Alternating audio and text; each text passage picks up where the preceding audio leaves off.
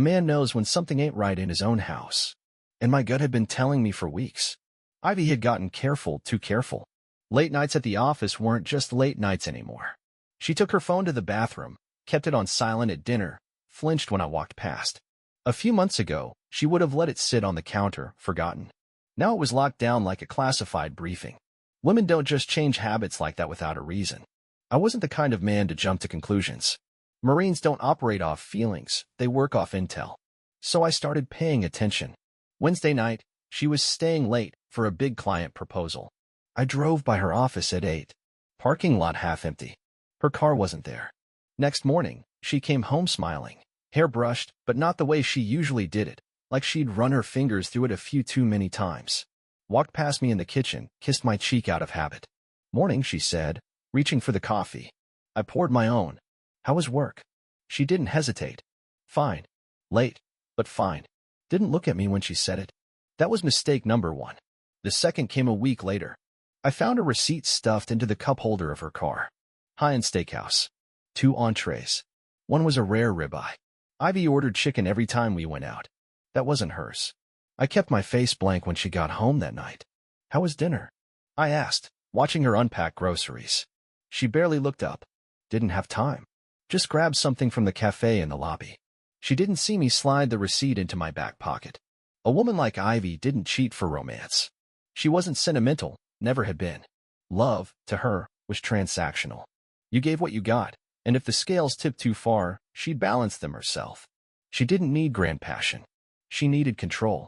The man she was seeing wasn't filling some emotional void. He was a convenience, like a good pair of shoes or a favorite brand of wine. Predictable. Reliable. Temporary. I needed a name. That part didn't take long. People were sloppy. Phones left open, messages half swiped away, emails closed in a hurry. I didn't snoop. Didn't have to. I just waited. One night, she left her laptop open on the kitchen counter. I walked past on my way to grab a beer. Screen still glowing. An email sat there, unread. Looking forward to seeing you again. Last night was incredible. Same place next week? Cinder, Chris Novak. I exhaled slowly. Not out of shock. Not out of anger. Just confirmation. I knew the name. Junior executive at her company. Fast talker, always with some new idea, always sniffing around the higher-ups. I'd seen him before, shaking hands, grinning too much, the type that used his suit like armor and his charm like a weapon. Men like him thought they ran the world because no one ever knocked them flat on their ass. Ivy had found herself a career climber. I shut the laptop, took my beer, and walked out to the porch. The night air was cool, the kind that settled deep into your bones. I sat down on the steps, bottle resting against my knee. I wasn't the kind of man who lost his temper. Wasn't about to start now. A marriage didn't fall apart in one night. A man didn't get replaced in a day. But I'd spent my whole life learning how to fight battles. And this was one I sure as hell wasn't going to lose. The next morning, I woke up before Ivy, just like I always did. Old habits. Even after leaving the Corps, my body still ran on military time. I brewed coffee, let the smell fill the house, sat at the table with the paper like I hadn't learned what I learned the night before. Ivy came down the stairs, dressed sharp, black slacks, crisp white blouse. Professional. Predictable. Her eyes flicked to me, then the coffee pot. "You're up early," she said, pouring herself a cup. I turned the page, didn't look up. "Same time I'm up every day." She lingered by the counter. "I've got a long one today. Might be late." I sipped my coffee, nodded. "That right?" A pause. "Yeah. Working through some budgets. Got that client dinner, too." Didn't flinch. Didn't let her see me react. Just folded the paper, stood up slow. "Take the truck, then. I'll pick you up after." She froze for a half second, fingers tightening around the muck. "No, that's fine. I'll take my car. Wouldn't want you to drive home alone that late. Not safe." She smiled, but it was forced. "I'll be fine." I leaned against the counter, held her gaze just long enough to let her know I wasn't asking. 8 o'clock. "I'll be there." She nodded stiffly, turned back to her coffee, pretending like nothing was wrong. She thought she had control of this. She thought I was the same man she'd been fooling for months. She was wrong. I waited until she left, heard the garage door close, her car pull out onto the street. Then I made a call. "Mitch." His voice came through rough. "Parker. What's up?" "I need a tail on someone. Junior executive, works at Ivy's firm. Name's Chris Novak." A pause. Got a feeling this ain't a friendly interest. No. All right. Want it quiet. Quiet and thorough. I could hear him exhale through the receiver. You got it. Mitch had been in Army intelligence before he went private. He knew how to dig. I didn't need to tell him how. By 6 o'clock that evening, I was parked outside the steakhouse downtown, engine idling, watching through the windshield. The place was high-end, dim lights, expensive whiskey, the kind of joint where men took women they weren't supposed to be seen with. I checked my watch. Ivy had said she'd be working late, but her car was already in the lot. I waited. 10 minutes later, a sleek black BMW pulled up. Chris stepped out, smoothed down his suit. Arrogant. Confident. The kind of confidence that only came from never being tested. He walked inside like he owned the place. I let another 10 minutes pass before stepping out of my truck, walking across the lot. Didn't rush. Didn't hesitate. I pushed through the doors, nodded at the host, scanned the room. There she was. Ivy sat at a corner table, back to the wall, drink in hand. She wasn't dressed like a woman meeting a coworker. Black dress, subtle but expensive. Gold bracelet, the one I'd given her on our anniversary 3 years ago. She laughed at something Chris said, leaned in just slightly. I walked past their table, slow, deliberate. Didn't stop. Didn't speak. Just let my presence register. Ivy's eyes flicked up. Chris followed her gaze, then turned back to her, clueless. I didn't linger. Just walked straight to the bar, took a seat. Ordered a whiskey, neat. Took my time with the first sip. Ivy wasn't laughing anymore. Chris kept talking, but her shoulders had gone stiff, the easy act slipping. She knew I wasn't supposed to be there. Knew I wasn't the type to show up somewhere without a reason. I let them sit with it. Let the weight of it settle in. Then, after a few minutes, I drained my glass, stood up, and walked out without looking back. By the time I got home, she was already there. I heard the front door shut softly, the hesitation in her steps as she walked into the kitchen. I was at the sink, rinsing out my glass, not looking at her. Parker. I put the glass down, dried my hands with the dish towel, then turned, leaning back against the counter. Ivy. She swallowed, placed her purse down, folded her arms. What were you doing downtown? Having a drink. She hesitated. At that bar. I shrugged. Good whiskey. Her jaw tightened. She was calculating now, trying to find the angle, trying to see how much I knew. You spying on me? I let the silence stretch out, let her feel it. Then I smiled. Just enough to unsettle her. I don't have to spy, I said, voice even. You're not as careful as you think. She opened her mouth, then closed it, like she wasn't sure which approach to take, denial or anger. I pushed off the counter, stepping toward her just enough to make her shift her weight. You got anything you want to say to me, Ivy? Her lips pressed into a thin line. I don't have to explain myself. Fair enough. I walked past her, headed for the stairs. You can't just, she started, then stopped. I turned on the steps, looking down at her. Can't what? She squared her shoulders. You can't intimidate me. I chuckled. I don't need to. Then I turned and went upstairs, leaving her standing there, alone with her own guilt. I let Ivy sit with it. Didn't bring it up. Didn't push. Just let the silence do the work. A guilty conscience was its own punishment. Over the next few days, I watched. She got careful, too careful. Double-checked her phone, kept her laptop locked, left the house earlier than usual. It was almost funny. She thought she was controlling the damage, but all she was doing was showing me how much there was to cover up. I made a few adjustments of my own. It started small. I moved her car keys from the dish by the door to the counter.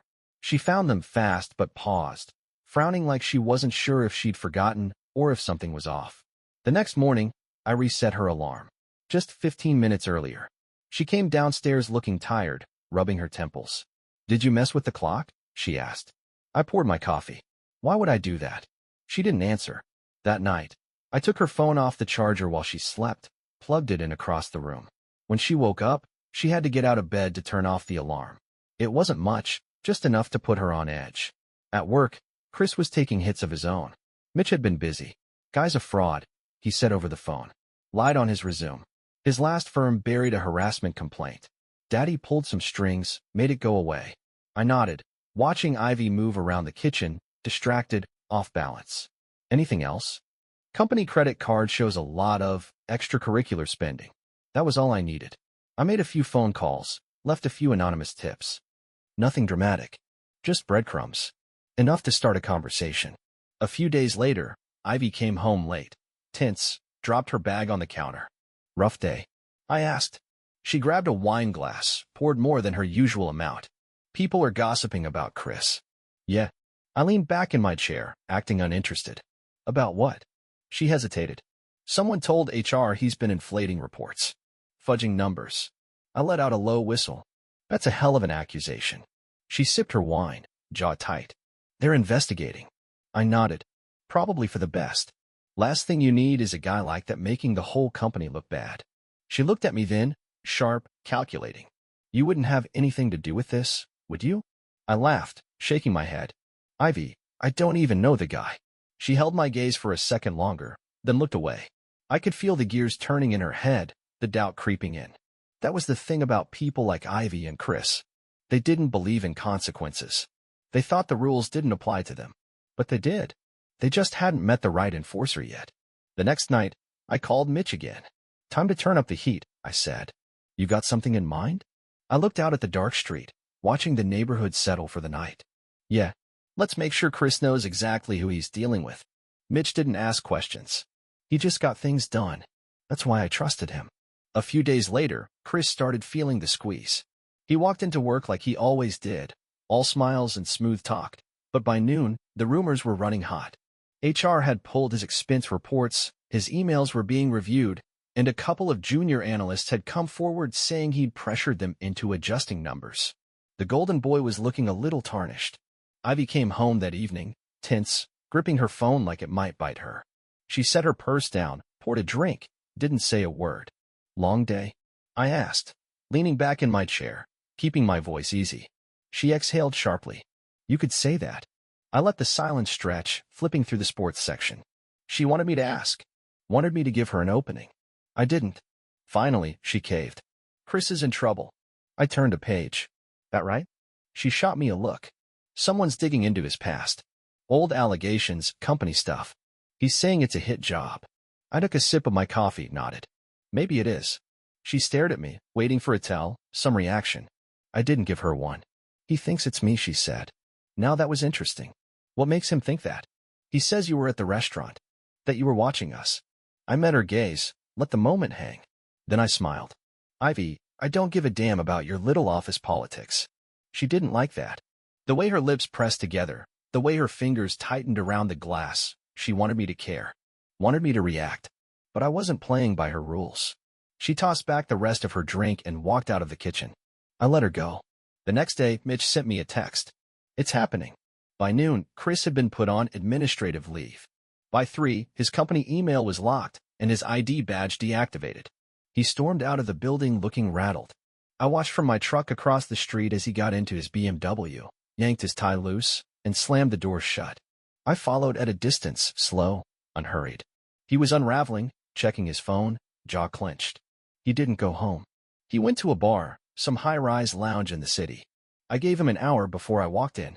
He was at the counter, halfway through a drink, checking his phone like he was expecting bad news. I took the stool beside him. He glanced up, frowned. Do I know you? I nodded. You do now. He blinked, processing. Then he stiffened. Wait, you're Ivy's. I let a slow smile cross my face. Husband. Yeah. He sat up straighter, putting on that corporate confidence, the kind that worked on weak men. Look, I don't know what she's told you. Relax, kid, I said, flagging the bartender. Just here for a drink. He hesitated, then nodded, forcing a smirk. Didn't peg you for the type to play this out in person. I chuckled. Oh, you pegged me wrong in a lot of ways. He shifted in his seat, drumming his fingers on the bar. Ivy and I, we're just coworkers. I took my time, looking at him like I was sizing up an opponent. No, you're not. He swallowed, eyes darting toward the door. He was nervous now, realizing the conversation wasn't going the way he expected. Listen, man, he tried again, voice lower. Whatever you think is going on, You ever hear the phrase, know your enemy? I asked, cutting him off. He frowned. What? I leaned in just slightly. You should have done your homework, Chris. You walked into my house, into my life, like it was a game. Like there weren't gonna be consequences. He let out a forced laugh. Look, I don't want any trouble. I smiled. You already got it. The color drained from his face. I clapped him on the shoulder, firm enough to make a point. You're gonna be just fine, kid. You'll land on your feet. But not at Ivy's company. Not anywhere around me. I pulled a 50 from my wallet, set it on the bar, and stood up. Stay out of my way, I said. Then I walked out, leaving him to sit with it, knowing damn well that his little empire had just crumbled. Chris disappeared after that night. I kept an eye on him for a while, but he was done. He wasn't stupid enough to try and fight back. His name was already circling the drain. By the end of the week, word had spread. He wasn't just out of Ivy's company, he was radioactive. Nobody in the industry wanted to touch him. The corporate world had a short memory, but not when it came to bad press. He was finished. Ivy, though, Ivy was still holding on, still pretending she had control of this. She stopped coming home late, stopped answering texts with that slight hesitation, like she had to think up a lie. She thought if she smoothed everything over, if she acted normal, maybe it would all just settle. Maybe I'd let it go. One evening, she came home early, set the table, lit a candle like we were in one of those glossy magazine ads about perfect marriages. I sat across from her, watching as she spooned mashed potatoes onto my plate like we hadn't spent the last month circling each other like sharks. "How was your day?" she asked, like she gave a damn. "Fine," I said. She picked at her food, glancing at me now and then, trying to read me. "Chris is gone." I nodded. "Figured. He left town. I don't know where." She let that sit for a second. I didn't tell him to. I cut into my steak, let the silence stretch. Didn't have to. He got the message. She pushed her plate away, rested her elbows on the table. "You did this, didn't you?" I met her gaze. "I finished what you started." Her breath hitched. "Just for a second. You didn't have to." "I didn't have to what?" "Show him consequences." I leaned back in my chair, tapping my fork against my plate. "No, Ivy, I didn't. But you didn't have to screw him in cheap hotels and bring him into my life either. And yet, here we are." She flinched, the first real crack in that icy exterior. "It wasn't personal." I laughed at that. "Not personal. You lied to my face for months, brought a snake into my house, and now you want to act like it was just business." She sat back, folded her arms. "You were never around. You were always working. You shut me out." I took my time chewing, set my knife down carefully. "So that's your excuse." "I'm not making excuses." "The hell you aren't." I wiped my mouth with my napkin, then tossed it onto my plate. "You don't get to turn this on me." Her jaw was tight now, fingers gripping the edge of the table. "What do you want from me, Parker? A confession? Some big, tearful apology? That's not who I am." "No," I said, standing. "It isn't. And that's exactly why I don't want a damn thing from you." I picked up my plate, carried it to the sink. Behind me, she stayed at the table, hands clenched in her lap. I could hear her breathing, the way she was holding it in, waiting for me to say something else. I didn't. That night, I slept in the guest room. The next morning, I started making arrangements. I called my lawyer first thing in the morning, told him I wanted the paperwork started, assets divided clean, no negotiations. Ivy could have the house. I didn't want it anymore. I wasn't interested in fighting over furniture or silverware. I just wanted out. By the time she woke up, I was already packed. Just a duffel with the things that mattered. Clothes, my gun safe, the few keepsakes I gave a damn about. She walked into the kitchen, still in her robe, rubbing her temples like she had a headache. She froze when she saw the bag by the door. "What are you doing?" Her voice was calm, but I could hear the crack in it. I poured my coffee, took a sip. "What's it look like?" Her arms crossed over her chest. "You're just leaving." I nodded. "That's right." She stared at me, trying to calculate, trying to find some angle where she still had control. "We should talk about this." "There's nothing to talk about." She scoffed, stepping forward. "Parker, come on." I set my mug down harder than I needed to. The sound cut her off. I turned, met her eyes. "You made your choice, Ivy. You bet on the wrong man. Now you live with it." Her lips parted, like she wanted to argue, but nothing came out. She wasn't used to being on the losing side. I picked up my duffel and headed for the door. "You're really not going to fight for this?" she called after me. I stopped with my hand on the doorknob, let out a slow breath. Then I turned back to her, steady, controlled. "I did my fighting, Ivy. And I won." Then I walked out. I drove for a while, no real destination in mind. Stopped at a diner off the highway, grabbed a coffee, sat in a booth near the window, and just breathed. The weight that had been pressing down on me for months was gone. Halfway through my coffee, my phone buzzed. A text from Ivy. Just 2 words. "I'm sorry." I stared at it for a second, then put my phone face down on the table and signaled for the check. I didn't need an apology. Didn't need closure. The past was done, and I wasn't looking back. By the end of the week, the divorce papers were filed. A month later, they were signed. Ivy stayed in the house. I moved into a smaller place closer to the outskirts, quiet, with enough land to breathe. It was mine, and it was enough.